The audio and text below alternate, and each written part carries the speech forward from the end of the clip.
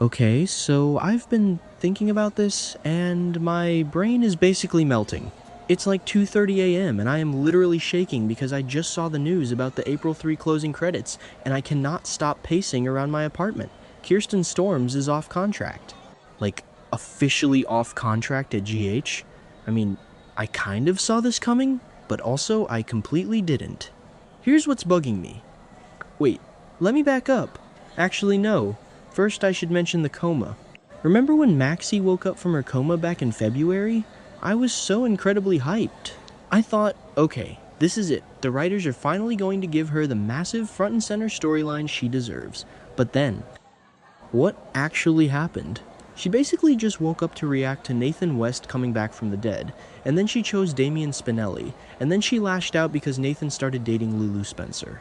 And now she's just done? Like, her part in the story is basically over until they finally reveal that Nathan is actually Cassius Faison, which, by the way, probably isn't going to happen for quite some time. It's weird. Like, really weird. The whole thing is just weird. Wait, what was I saying? Oh, right, the real life stuff. I know I just said the opposite about being surprised, but hear me out.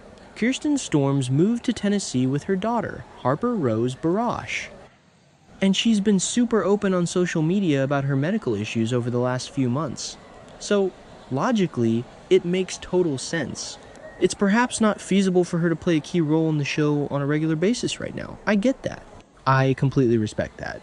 But as a fan who has been watching her as Maxie for literally ever, it just feels so abrupt. Or maybe not abrupt, but just anticlimactic? She's going to be recurring now, popping up here and there just like Bradford Anderson does as Spinelli. I guess it's nice that Maxie and Spinelli get to just live their lives off screen, happy and safe from the Port Charles mob chaos. But then again, that doesn't explain why the writers leaned so heavily into the Lulu and Nathan drama if Maxie wasn't going to stick around to see the fallout. Okay, wait, let me back up again. The budget cuts. Soap insiders are saying some new cast additions are in the works, so GH seems to be making some cuts and freeing up some of the budget for them. There should be some fresh faces on screen in the not too distant future. But like, basically, they are trading Maxie Jones for some random new people? I mean, not exactly, but kind of? It just feels like a massive shift in the show's DNA. I think it was episode 12 or 13? Somewhere around there when I started noticing Maxie's screen time dwindling. Probably doesn't matter, but I noticed she was just standing in the background of scenes looking stressed. Anyway, the point is... Wait, what was the point? Oh, the point is that without Maxie, the entire dynamic of the Nathan storyline has completely shifted. Let's talk about this shift, because it is massive. Maxie has taken a total backseat to Lulu in the Nathan story. Actually, backseat isn't even the right word. She's not even in the car anymore. Lulu is completely at the center of Nathan's personal life now, and she's going to remain there until Cassius's charade inevitably crumbles. But here is the thing that is driving me absolutely insane. Lulu doesn't even know she's dating Cassius Faison. She thinks she is dating Nathan West. But they are bonded by this incredibly dark, twisted secret. Okay, I need to analyze this Rocco Falconeri situation because it is literally the only thing keeping this Cassius storyline afloat right now. Rocco shot Ross Cullum. Rocco, Dante, and Lulu's sweet teenage son grabbed a gun and shot the WSB director in the back to save Jason Morgan and Britt Westbourne on Pier 55. It's wild. Like, really wild. And who was there to cover it up? Nathan. Cassius. Whatever we are calling him. Cassius decided to cover for Rocco. He swooped in, manipulated the evidence, and basically trapped Lulu in this web of lies. Lulu is so terrified for her son's life that she is clinging to Cassius like a life raft. It's toxic. Or maybe it's protective? I don't know. I keep changing my mind mid-thought. But then again, that doesn't explain why Jason Morgan is taking the fall. Okay, wait. Yes, it does. Jason is taking the fall because he's Jason. He's sacrificing his own freedom so a kid doesn't go to federal prison. Jason is sitting in WSB custody, facing extradition, basically throwing his entire life away. And Cassius is just letting him do it. Actually, no. Cassius is actively encouraging it because it keeps the heat off him and keeps Lulu dependent on him. It is a masterclass in psychological manipulation. Cassius Faison is truly his father's son. Caesar Faison would be so proud. Or maybe he wouldn't be, because Cassius is pretending to be a cop. I don't know.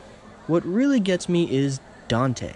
Dante Falconeri, the super cop, the guy who is supposed to be able to read people, is completely in the dark. He is interrogating Ross Cullum in the ICU, trying to figure out why Cullum issued the warrant for Jason. Dante has no idea that his own son pulled the trigger. He has no idea that his ex-wife is covering it up with the help of a man pretending to be his dead best friend. It's Shakespearean. It really is. Like, the dramatic irony is off the charts. Every time Dante looks at Lulu, I just want to scream at my television, "He doesn't know! He doesn't know!" And Cullum! Ross Cullum is awake. Jocelyn Jax was literally standing over his bed ready to assassinate him for the greater good, which, by the way, is a whole other tangent I could go down. Jocelyn turning into a full-blown WSB operative is terrifying and amazing, but Cullum woke up, and he knows Jason didn't shoot him. Cullum was staring right at Jason when he got shot in the back. But he's playing dumb with Dante. He's faking memory loss. Why? Because he wants to handle it himself. Or maybe he wants to frame Sonny Corinthos for Marco Rios' murder instead. It's like a giant game of chess, and Cassius is somehow a knight that keeps jumping over everyone else's pieces. Okay, but circling back to Maxie, because I am just so bummed about this. Are you bummed about the Nathan storyline and the direction it's gone in? Because I am. I really am. I feel like we were robbed of the ultimate showdown. I wanted Maxie to be the one to figure out that Nathan wasn't Nathan. She was his wife. She had his child. James! How does a woman not know that the man she is looking at isn't the man she married? Well, I mean, identical twins, soap opera logic, I get it. But still, the emotional payoff should have been Maxie's. She should have been the one to rip the mask off Cassius Faison. Instead, she just lashed out at Lulu for dating him, chose Spinelli, and faded into the background. I mean, I love Spinelli. The Jackal is a legend. And I guess there is something poetic about Maxie finally finding peace with the man who has loved her since the beginning of time. They're just going to raise their kids off screen in some happy little bubble while Port Charles burns down around them. It's a happy ending, sort of? But it feels unearned right now. It feels like a logistical necessity rather than a creative choice. Let me add more about Spinelli. Because if we are really talking about Maxie's ending here, we have to talk about Damian Spinelli. I remember back in the day when they first got together, it was such a classic good girl, bad girl meets the quirky nerd trope. But it worked! It really worked! And over the years, they've been through so much. They had Georgie, they had the whole custody drama. And then Nathan came along, and Nathan was the traditional, handsome, perfect soap opera cop. He was the safe choice, but also the romantic choice. Spinelli always felt like the one who got away, but also the one who was always there. So for Maxie to wake up from a coma, look at a man who looks exactly like Nathan, and say, "No, I choose Spinelli," that is actually profound. It's basically the writers saying that Maxie has finally outgrown the need for the fairy tale. She wants reality. She wants the man who has never ever stopped loving her, even when she was at her worst. But wait, is it profound? Or is it just convenient? Because if Kirsten Storms needed to go off contract and move to Tennessee, the easiest way to write her out without killing her off, thank God they didn't kill her off, I would have righted is to have her settle down with a character who is already on recurring status. Bradford Anderson is amazing, but he's not on our screens every day. So by pairing Maxie with Spinelli, they effectively neutralize both characters in a happy little off-screen bubble. It's smart. I mean, I hate it because I want them on my screen, but from a production standpoint, it's incredibly smart. And let's talk more about this budget thing. Freeing up some of the budget for them. Who is them? Soap insiders are always so vague. Are we getting a new family? Are we getting a recast of a major character? What if they are bringing back someone huge, like, I don't know, a Cassadine? We already have Valentine hiding in Carly's attic, which is a whole other level of crazy. Carly and Valentine? Actually, I kind of ship it. No wait, I don't know. But if the budget is being freed up, I hope they spend it on someone who can actually carry a storyline, because right now, the canvas is so crowded, but also feels weirdly empty in certain spots. Like the hospital, it's General Hospital! Where are the doctors? We have Portia flipping out over Jordan's pregnancy, which, by the way, double daddy drama for Curtis is hilarious and tragic.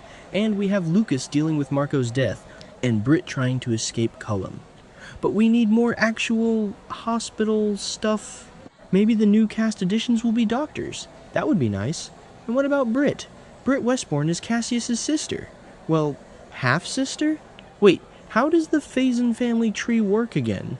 Anyway, she's his sister. She just slapped Brad Cooper across the face because she is so consumed with guilt over Marco dying to save her. And she told Brad that she realizes Jason is obviously protecting someone by taking the fall for Cullum's shooting. Britt is smart. She's going to figure it out. She's going to figure out that Jason is protecting Rocco. And when she does, what is she going to do? Is she going to tell Dante? Is she going to confront Cassius? This is why I can't sleep. My brain is just moving faster than my typing. The ripple effects of Kirsten Storms going off contract are massive. It forces the writers to completely restructure the narrative weight of the show. Lulu has to carry the entire Cassius storyline now.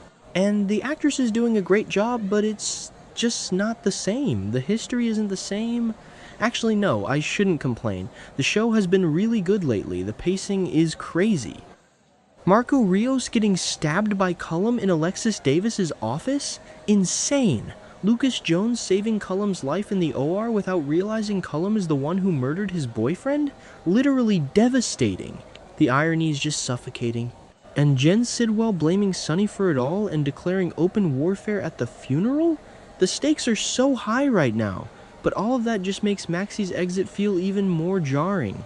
It's like she stepped off a roller coaster right before the big drop. She's just standing on the platform watching everyone else plunge into the abyss. And maybe that's best for Kirsten Storms. She needs to focus on her health and her daughter in Tennessee. I completely support her. But the fan in me is just mourning the loss of what could have been. I keep thinking about that scene where Maxie woke up from the coma. The lighting was so soft, and she looked so confused. And Nathan was there. And for a second, just 1 second, I thought we were getting a true reunion. But it was all a lie. Cassius is a fraud, and now Lulu is the one trapped in his web. It's tragic, basically.